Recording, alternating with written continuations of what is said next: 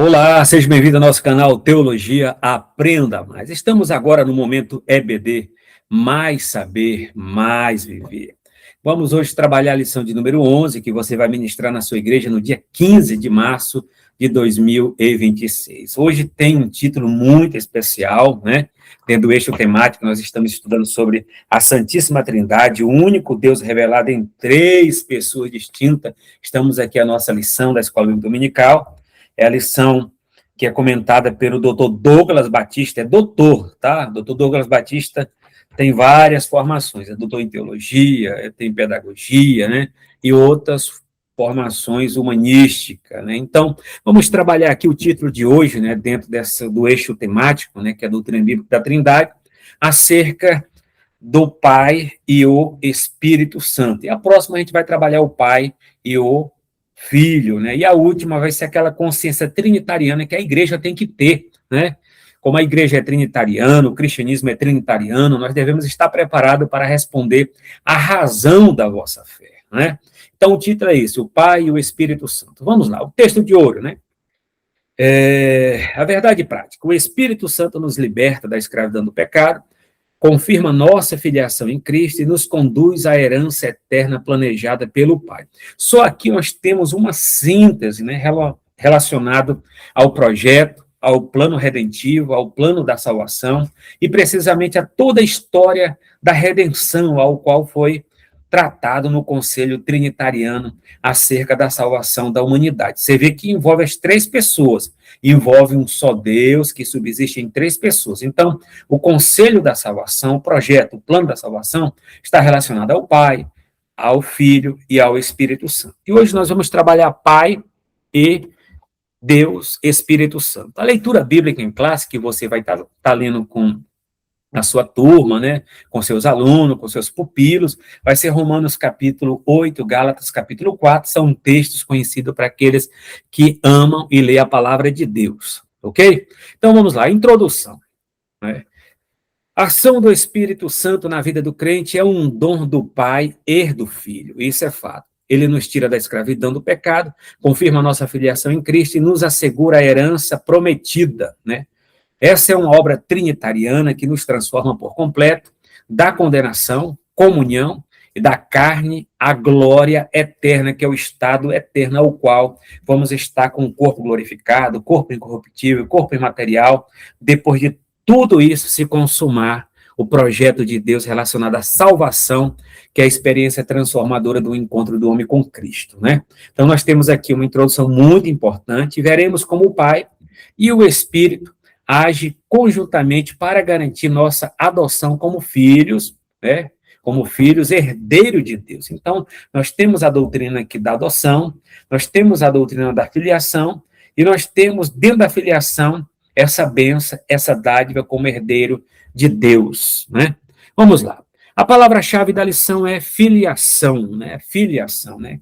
Que relaciona-se, é relativo a filho. Vamos lá. O tópico primeiro. O Espírito e as dádivas do Pai. Subtópico, da escravidão à filiação, né? Então, nós temos aqui uma figura de alguém que estava acorrentado, estava preso, está no slide, que você possa estar refletindo nesse conceito, como eu e você era escravo, né? Se a gente for pegar Efésios capítulo 2, nós estávamos mortos em nossos delitos e pecados, tá? Então, para os calvinistas, vai dizer, para quem está morto, precisa de regeneração. Então, toda a soteriologia, a doutrina da salvação do calvinismo começa com a regeneração. Para o arminianismo, tá? A Assembleia de Deus, vamos dizer assim, nem na sua declaração mas o conceito de salvação dentro da declaração é mais voltada para o arminianismo. Então, dentro desse conceito, toda a ordem salute não começa com a regeneração, mas começa dentro do arminianismo com a fé, né? Com a fé. E depois vem a regeneração e as demais coisas que são os três aspectos da salvação. Então, quer dizer, mesmo para o arminianismo, quando o cara está morto em seus delitos e pecados, ele precisa de uma graça preveniente, né? Uma graça que possa estar lá, dando uma força, para que ele possa levantar e etc. A gente sabe que graça é uma só, né? Mas coloca esses aspectos em si teológico para se pensar algo para alguém que está escravizado, está morto, necessita de uma ação divina. Tá ok? Mas aqui a lição não é para discutir entre o que é calvinismo, né, que é um sistema teológico e doutrinário, o que é o arminianismo, que é um sistema teológico e doutrinário. A lição de hoje é para tratar sobre todo o projeto, o plano salvífico, né, relacionado ao Deus que subsiste em três pessoas. Então, a Escritura revela que o salvo não vive sob o domínio do espírito da escravidão, né? Então, está aqui Romanos 8:15, a pessoa escrava, né? Então, essa expressão, né, aponta para o estado de servidão ao pecado e ao medo da punição que caracterizava a vida antes do nosso encontro com Cristo, da nossa conversão, né, conforme Gálatas 3, desculpa, 3:10, 4:3, né? Então, aqui nós temos aqui todo um slide demonstrando como era a nossa situação, mortos, né, sem condições, amarrado, escravo do pecado. A lei, embora santa, não pode produzir liberdade, né? Ela revela o pecado, mas não concede poder para vencê-la. O que a gente pode pegar da lei aqui? A lei só entrou como Paulo colocou lá na carta aos Gálatas, né? Como paidagogos, né? A palavra paidagogos no grego significa aquele que conduz, né? Era o escravo que conduzia a criança em torno entre os 6 a 16 anos de idade, até o mestre, até a escola, né? Hoje o pedagogo é um especialista na área da educação, mas naquela época era um escravo que conduzia uma criança dessa faixa etária de idade, né?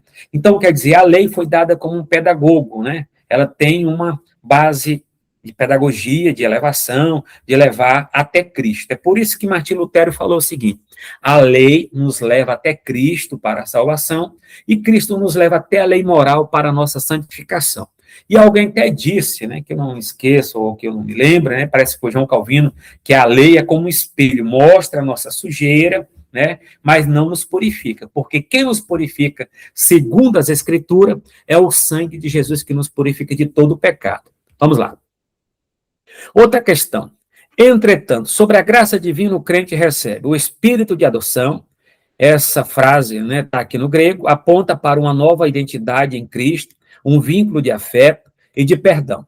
Não somos mais escravos, mas filhos. Essa filiação nos livra do medo, do poder do pecado e nos convida à comunhão com o Pai, né? Então, éramos escravos do pecado, mortos, né, em delitos e pecados.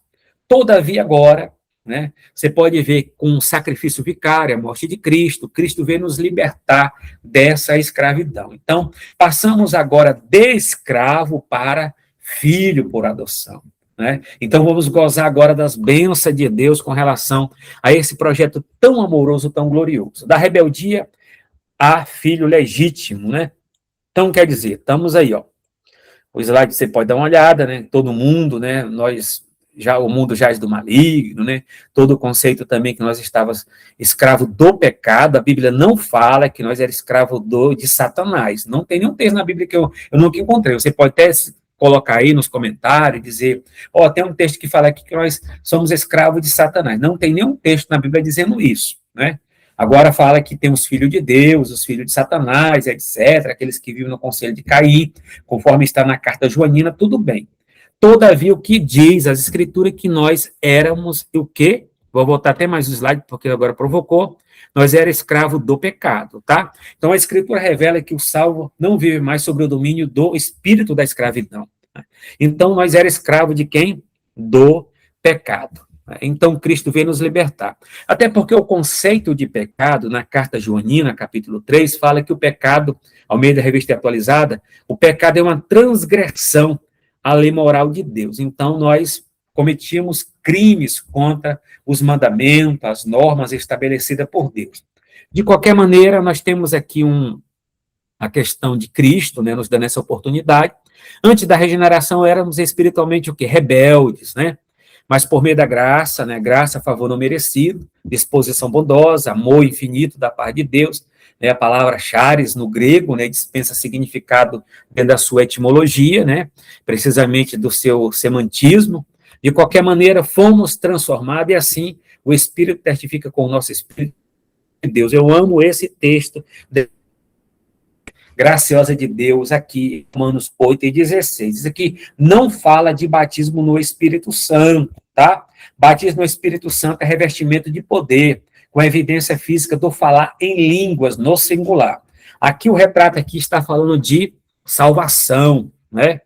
E num próprio texto aqui, voltando, Romanos 8 e 9, diz o seguinte: aquele que não tem o Espírito Santo, esse tal não é dele. Quando fala aquele que não tem o Espírito Santo, esse tal não é dele, está falando de salvação. Aí você pega esse texto, vai lá em Efésios capítulo 1, versículo 12 e 13, que fala do Espírito Santo como selo, como ato de salvação na nossa vida, e não em batismo no Espírito Santo, ok? Vamos lá.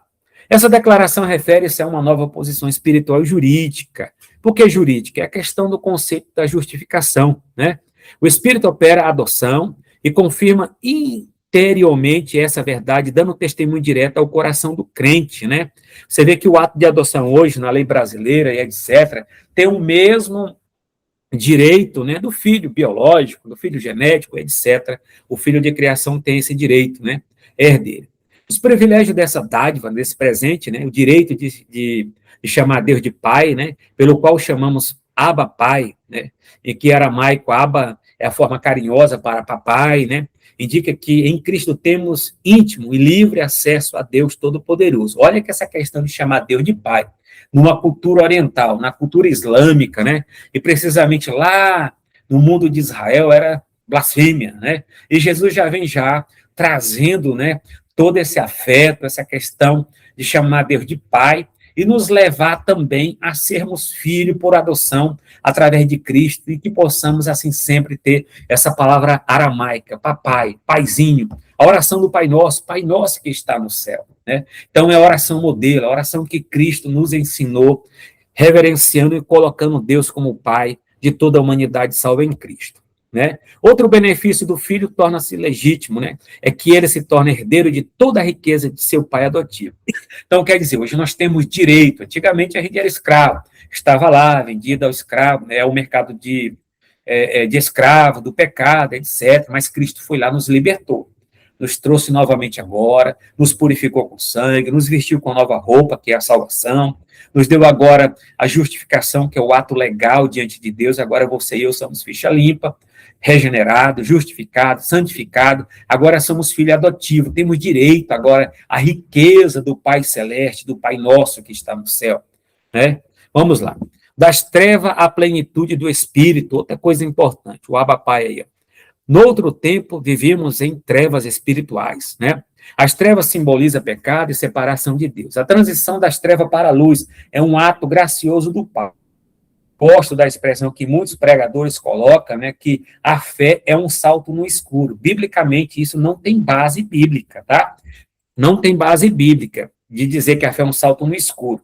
A Bíblia fala saltar das trevas para a luz, né?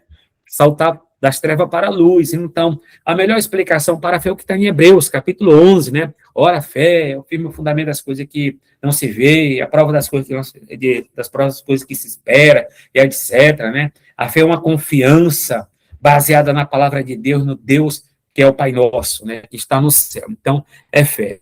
É um salto no escuro. A Bíblia não coloca dessa maneira. O sinal dessa nova vida é a presença do Espírito, né? Porque sois filho, Deus enviou aos vossos corações o Espírito de seu filho, a quem chamamos Abba Pai, né? Paizinho aramaico. O envio do Espírito é a prova de adoção do crente como filho legítimo, né? O Espírito Santo de Deus mora em cada um de nós. A sede do Espírito Santo em nós é no nosso espírito, a parte religiosa, que nos leva a Deus. É por isso que quando o homem pecou, o espírito humano estava morto, mas a partir da regeneração, ele é recriado, uma nova natureza em Cristo, não deixando de ter a velha natureza adâmica ou a natureza humana, porque nós estamos ainda totalmente caminhando para a salvação, já somos salvos, né? Mas esperamos aí no futuro termos o corpo glorificado, termos a eternidade com Cristo no arrebatamento. A expressão Espírito de seu Filho aponta para a missão do Espírito em contínua obra de Cristo, tá? Vamos lá.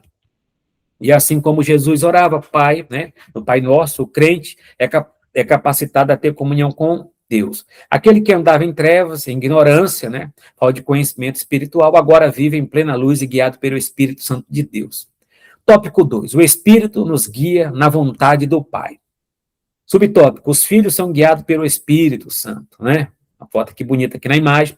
Paulo explica que a marca de um filho de Deus não é a filiação nominal, mas uma vida conduzida pelo Espírito, porque todos que são guiados pelo Espírito de Deus, esses são filhos de Deus, né? Uma expressão muito bonita. Então, a questão de você, hoje a gente até usa aquela expressão. Existe uma diferença, ser cheio do Espírito Santo é uma coisa, batizado com o Espírito Santo é outra coisa, tá? Tem pessoas que são cheias do Espírito Santo e não são batizados, nunca falam em línguas, tal. Batismo é ser revestido de poder com a evidência física do falar em língua. Jesus era um homem cheio do Espírito Santo. João Batista era um homem cheio do Espírito Santo, né? Você que está na igreja, mesmo que não é batizado, você também é uma pessoa cheia do Espírito Santo. E uma pessoa cheia do Espírito Santo é aquela pessoa que está aqui no texto, guiada pelo Espírito Santo, conduzida pelo Espírito Santo, né? Que trilha nas maneiras que o Espírito Santo nos dirige, né? Eu vou pegar, assim, a questão de um exemplo, de Antônio Gilberto, que está no livro de Teologia Sistemática, né? Ao qual a CPAD publicou. Antônio Gilberto coloca lá no livro de Pneumatologia, coloca o seguinte, a diferença entre ser cheio e ser batizado com o Espírito Santo. Ele pega um exemplo de uma garrafa, né, e fala, a garrafa está cheia de água, mas a garrafa não é batizada em água.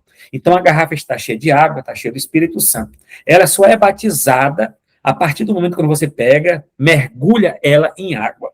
Então, nesse caso, a garrafa está cheia do Espírito Santo, mas não é batizado com o Espírito Santo. Mas quando Jesus pega essa garrafa, que essa pessoa, mergulhar ela no oceano do Espírito Santo, essa pessoa fala em línguas, como evidência física, comprovando que ela foi batizada agora, foi batizada com o Espírito Santo, e esse batismo é chamado revestimento de poder. Então, há uma diferença entre o que é cheio e o que é batizado, né? Muitas pessoas são cheias, mas ainda não foram mergulhadas nesse oceano do Espírito Santo, segundo o batismo do Espírito Santo. E quem batiza é Jesus. Agora, existe um batismo que é pelo Espírito Santo. Isso está registrado em 1 Coríntios, você pode estar abrindo aí, o capítulo 12, versículo 13. É quando eu e você somos convencidos, né, do pecado, da justiça e do juízo, o Espírito Santo nos pega, por isso que é chamado batismo pelo Espírito Santo, ele nos pega e nos mergulha, né, no corpo místico de Jesus, né, cuja cabeça é Cristo. Então, ele nos emerge, ele nos coloca, ele nos mergulha no corpo de Cristo. E daí que nós passamos a ser membro, né, do corpo, né, de Cristo, a Igreja Universal, a Igreja Invisível, a partir do Espírito Santo que nos leva até o corpo de Cristo. Então, o batismo como revestimento de poder, né, que quem batiza é Jesus, e o batismo pelo Espírito Santo, quando nos emerge, nos coloca no corpo de Cristo, quem batiza é o Espírito Santo, conforme 1 Coríntios, capítulo 12, versículo 3. Vamos para frente. O verbo guiado, né, está no tempo presente, passivo, indicando que os crentes são continuamente orientados pelo Espírito como alguém que é levado pela mão, né. Vamos lá. Isso significa que são instruídos pelo Espírito no caminho do Pai, em todo o curso da vida, né? Essa direção do Espírito se opõe à inclinação da carne. Essa carne aqui, a palavra sarx, no grego, né, significa a velha natureza, né, nossa natureza adâmica, que nós herdemos dos nossos pais Adão e Eva, né? Adão, antes do pecado, ele só tinha natureza humana. Depois do pecado, ele passa a ter uma natureza caída, uma natureza pecaminosa, que Paulo chama em suas cartas de carne, sarx, né? Que é a velha natureza inclinada para o pecado, ok? Então, Cristo de Adão só herdou a natureza humana, e não a natureza carnal, a natureza caída, né? Porque ele foi gerado pelo Espírito Santo no ventre da Virgem Maria, que a gente estudou em vídeos passados. Então, a orientação não é forçada, mas fruto da habitação do Espírito no coração do crente regenerado, tá? O Espírito Santo só habita no coração daqueles que são regenerados. Como os filhos, não fomos deixados órfãos. O Espírito aponta a direção e anda conosco no caminho. 2, o Espírito opera a mortificação da carne. Está aqui, vamos dizer. A carne, você pode pegar as obras da carne, né, da velha natureza, em Gálatas capítulo 5, versículo 22, você vai ver que Paulo alista cada uma delas lá, né? A Bíblia apresenta a mortificação da carne como um princípio da vida cristã. Se pelo Espírito mortificar as obras do corpo, vivereis, né? O termo aqui, mortificar, significa fazer morrer, sufocar algo até que perca sua força. É o que o Espírito Santo faz em nós através da regeneração da palavra. Diz respeito à necessidade de o crente subjugar os desejos pecaminosos. O texto afirma que é pelo Espírito que essa obra é realizada. Eita glória! Vamos lá. Ele é o agente divino que capacita o salvo a vencer a carne. Porém, o papel do crente não é ser passivo, né? Devemos andar em espírito, despir do velho homem, crucificar a carne e nos santificar diariamente. Ó, essa questão despir, se dizer, tirar a questão da velha, o velho homem. Quem é o velho homem na Bíblia? Quem é o primeiro homem? Adão, né? Quando Paulo fala assim, se despir do velho homem, Adão, né? Adão, da carne, né? Se despir da velha natureza, é isso que Paulo está dizendo. Então, o velho homem aqui é Adão. E se vestir de um novo homem. Que é um novo homem? É o segundo Adão, que é Cristo. Então, nós devemos se despir do velho Adão, do primeiro Adão, caído, carnal e etc., né? Que nos legou, que nos deixou essa herança maldita, né? Que é o pecado. Agora, nos vestir de um novo homem, que é Cristo, um novo Adão, né? Que nos dá salvação, que nos dá vida e nos torna filho agora. A ação do Espírito não é apenas mostra o erro, mas transforma a vontade e fortalece o crente contra o pecado. Terceiro, o Espírito age conforme o plano do Pai. Ó, tem um projeto aqui, tem um plano, né? O plano da redenção. O que é redenção? Pagamento de um resgate. Eu e você, se a gente for pegar as cartas de Paulo, precisamente essa, nós éramos escravos do pecado. Cristo foi lá e pagou o nosso resgate. Aí a pergunta é, Cristo pagou para quem? Se nós fossemos escravos de Satanás, e não tem nenhum texto na Bíblia, o pagamento seria para Satanás. Mas vamos pensar logicamente. Quando Deus colocou Adão e Eva lá no Jardim do Éden, colocou a questão de liberdade para ele. Mas tinha uma restrição. A árvore, vamos dizer lá, da ciência, do bem e do mal, que eles não poderiam comer. E eles pecaram, né, com o consentimento lá da serpente, que a serpente mostrou um projeto para eles, senão para eles, né, segundo a visão de Adão e Eva, seria um projeto melhor do que o próprio projeto de Deus, né, com relação à vida deles, né, eles se tornar como Deus. Todavia, o que aconteceu? Adão e Eva pecaram, né? Quando eles caíram, nós caímos com ele. Quando eles pecaram, nós pecamos com ele, porque Adão e Eva é o nosso cabeça federal, o nosso representante lá no Jardim do Éden. Todavia, o que acontece? Quem é o ofendido nessa história? O ofendido nessa história, vamos dizer, é o Deus que subsiste eternamente, né? É o Deus que subsiste eternamente. Então, o ofendido, quem é o ofendido? O ofendido é o Pai, e o ofensor é Adão, né? É Adão. Então, realmente, o pagamento do resgate tem que ser pago ao ofendido, ao Pai. E foi assim que Cristo fez. Ele veio buscar a humanidade, libertar ela da escravidão, libertar ela do pecado, libertar ela de todas as amarras que o atrapalham de se chegar até a Deus e nos levar agora diante do altar do Pai. Mas Jesus fez isso como? Através do sacrifício vicário, da morte substituta, né? Da morte lá sacrificial, da morte que veio apaziguar a ira de um Deus irado com relação ao pecado, conforme a festa da expiação, né? Que é a questão lá do propiciatório. Cristo se fez propiciação, né? Por nós, quando fala propiciação, é apaziguar a ira de um Deus irado contra o pecado, contra a humanidade pecadora. Lembra lá da festa do Yom Kippur, a festa da expiação, lá em Levítico, capítulo 16. Então, Cristo pagou o resgate e, novamente, devolveu o Espírito ao Pai, o sacrifício foi dado ao Pai, e etc. E assim apaziguou toda a situação. E todos aqueles que encontram com Cristo se tornam filho, né, por adoção, e de lá são recebidos diante do trono do Pai. Mas jamais diga que o sacrifício foi pago a Satanás. Quem é Satanás? Na fila, né? Vamos dizer, do pão, de qualquer coisa diante da Bíblia que apresenta. Satanás é o tentador, como apresenta, né? É o inimigo das nossas almas, né? Para que Deus vai pagar para Satanás? Que Satanás é uma criatura caída, ok? Então, aqui o pagamento é para Deus, né? Eu falo isso porque tem muitos pregadores, teólogos, entre aspas, né? A partir dessa visão interpretativa de Orígenes, lá do século III, que pegou essa ideia que o pagamento foi a Satanás. Jesus pagou, né, o resgate, o sacrifício a Satanás, nada disso. Isso é uma questão de uma heresia, né?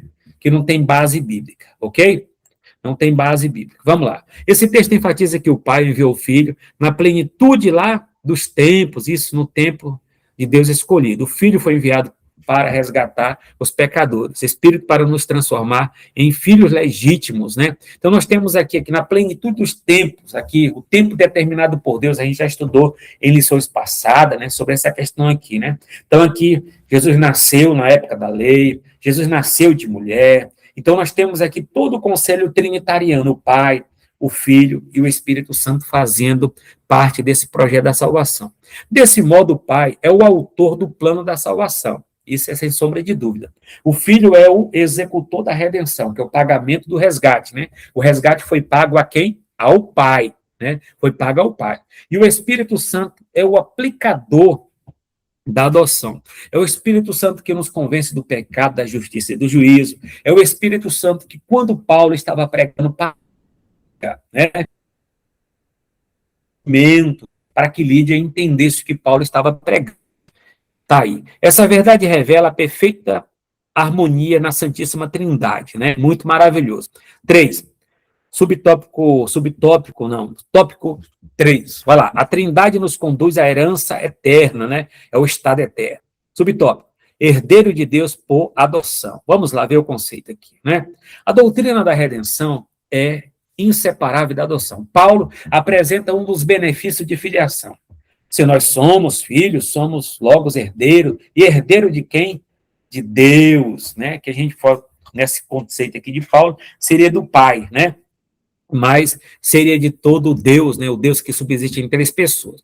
O termo herdeiro aqui, né, utilizado no contexto legal para indicar que os adotados passam a ter pleno direito sobre os bens do Pai. Essa herança não é mérito, mas é recebida por adoção graciosa. É uma coisa, salvação não é meritória, não é pelos nossos méritos. Quem somos nós, né? Todavia, todo eu e você era morto em nossos delitos e pecados, escravos do pecado, né? Destinado à morte eterna, mas Cristo foi lá, pagou com seus méritos, com as suas obras e etc., para nos salvar. E a maior obra é a salvação, né? É a crucificação que nos leva à coroa. É uma obra trinitária perfeita. O Pai planeja, garante a herança, o Filho a conquista na cruz, e o Espírito Santo é a garantia dessa herança, conforme Efésios 1 e 13, né? Que o contexto lá é muito bem preciso, né? Conforme aquele que não tem o Espírito Santo de Deus, esse tal não é dele. Romanos 8 e 9. Aí completa com Efésios 1 e 13, aqui que a gente vê que o Espírito Santo é o penhor, a garantia, a segurança, a prova que eu e você somos salvos. Né? A herança inclui as bênçãos já recebidas, entre elas a salvação e a justificação. Também as promessas futuras, tais como a vida eterna e a glorificação. Justificação é o quê? É um ato jurídico, forense, né? Que passa de ficha suja, vamos pegar dessa maneira, ficha suja para ficha limpa, né? Então, quer dizer, você e eu era escravo, totalmente criminoso, né? Porque a palavra pecado significa transgredir, é um crime contra os mandamentos de Deus, mas Cristo nos justificou, e essa justificação, sem medo de errar, é uma só, né? Acontece como uma só vez, né? Uma só vez. Agora, tem as questões que nós somos perdoados na nossa vida, porque nós somos pecadores, as questões circunstanciais da vida, que a gente não vai discutir essa questão com relação, né? Que é calvinista, que é arminiano. Co-herdeiro de Cristo por filiação. A filiação nos associa ao Filho primogênito como co-herdeiro de Deus. Essa frase significa que o compartilharmos com ele é a mesma herança. O Filho reparte com seus irmãos, redimido aquilo que recebeu como herança eterna. Essa herança não é de posses materiais, mas é gloriosa, incorruptível, incontaminável. A lição está muito boa para aqueles que conhecem a Bíblia, conhecem toda a base, né, da salvação. Está muito bem, né? Porém, ser co-herdeiro de Cristo não significa apenas desfrutar da glória, mas também participar dos seus sofrimentos em tudo, né? Então, aqui, isso confirma que a vida revela que essas aflições têm propósito eterno, né? A glória futura é certa, mas a cruz precede a coroa. Muito bem, eu gostei aqui, parabéns para o nosso querido, né, doutor Douglas, né? Então, a cruz precede a coroa. Nosso chamado não é apenas para ser salvo, mas para ser moldados conforme filhos. Isso inclui as marcas da cruz, é por isso que Paulo diz, traga comigo as marcas de Cristo, né? O Pai administra o tempo da herança. Vamos lá. Paulo descreve a condição espiritual do homem antes da plena revelação de Cristo. Todo o tempo que o herdeiro é menino, imaturo, né? Nesse sentido. Está debaixo dos tutores e cuidadores até o tempo determinado pelo pai. Né? A questão daquela tutoria, a questão lá do pai da Gogos, aquele que conduz entre os 6 a 16 anos, que não me engano, né? O menino. A questão da imaturidade, né? Mas aqui, vamos lá. Essa metáfora ilustra o período da antiga aliança em que Israel, apesar das promessas, ainda não havia recebido a herança. Indica que o Pai Celestial é quem administra o momento da cessão à posse da herança. Ele tem controle do tempo oportuno exato. Não para o tempo aqui oportuno exato, aparece a palavra kairos, né, o tempo indeterminado. Né? Aí o nosso tempo é o cronos, é o tempo de calendário, é o tempo de dia, de semana, de mês, de ano, né? É o nosso tempo que nós vivemos, que é o cronos. O kairos é o tempo indeterminado, que não tem nada disso como o crono apresenta. Não só para o advento do Messias, mas também para ortogar das promessas da herança eterna na vida de cada crente. Vamos lá. Portanto, o crente deve confiar que Deus sabe o tempo certo para conceder cada porção da promessa a cada um dos seus filhos. Isso é fato. A conclusão: o Espírito Santo é a dádiva do Pai Celestial e de seu Filho Jesus Cristo. O Espírito nos torna filho por adoção, herdeiro com Cristo. Habita em nós, orienta e santifica o crente. A igreja deve viver sobre essa consciência. Pertencemos ao Pai, guiado pelo Espírito, glorificando ao Filho, ok? Então, nós estudamos hoje que o Pai e o Espírito Santo trabalham dentro desse projeto, desse plano da salvação. Nós aprendemos que o Pai é o que projetou, o Filho é o que executou, o Espírito Santo é aquele que aplica todo o projeto redentivo da salvação em o nosso coração. E nós sabemos que, diante de toda a nossa história, não existe salvação em nenhum outro nome, a não ser no nome de Cristo, conforme Atos capítulo 4 e 12, né? Cristo é a única esperança da humanidade, o sacrifício vicário, o sacrifício substituto, aquele que pode nos salvar, nos libertar do pecado, do inferno, de Satanás, de todas as amarras malignas. Cristo é aquele que deixou determinado, né, o mandamento lá da ordem imperativa, ide por todo mundo e pregar o evangelho a toda criatura. Quem crer e for batizado será salvo, mas quem não crer será condenado.